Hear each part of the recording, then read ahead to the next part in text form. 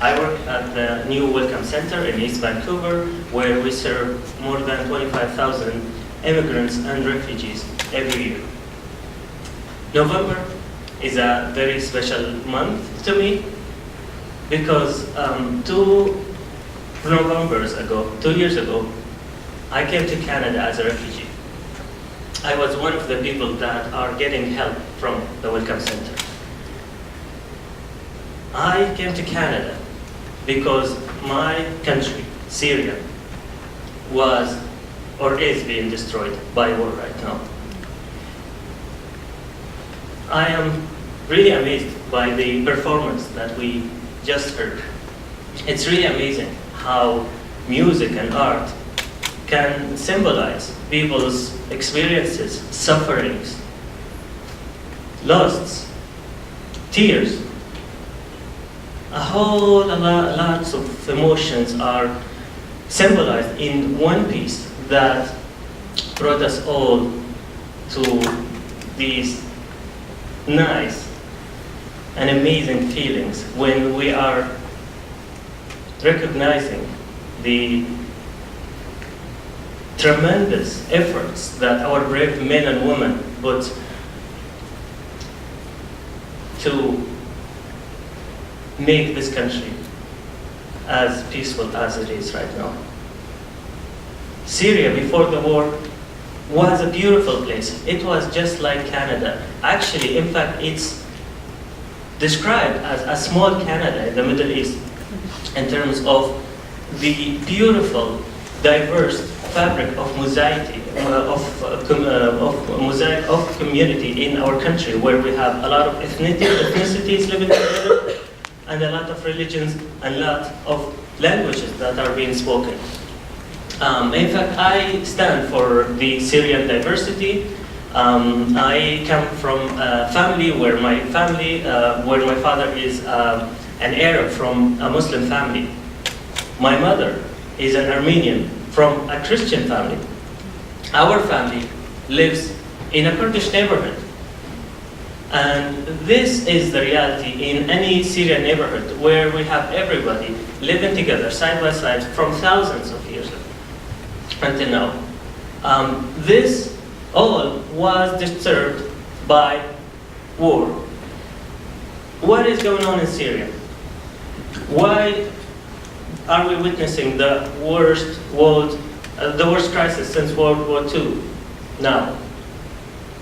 Simply because Syria was governed by a crazy dictator who inherited his throne from his father. In 2011, the Arab world witnessed a series of revolutions that is called the Arab Spring. It started in Tunisia, then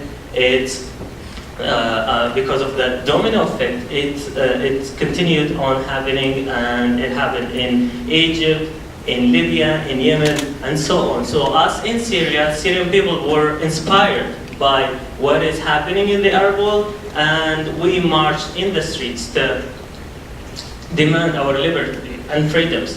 However, we received a crazy and brutal response from our government, which said no effort to persecute us and to kill us.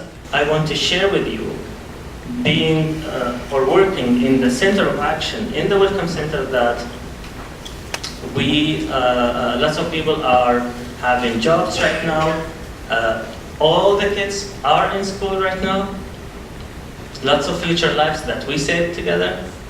And the adults are, in some cases, are reporting employment, even though they don't really speak English that much. But we proudly have done that.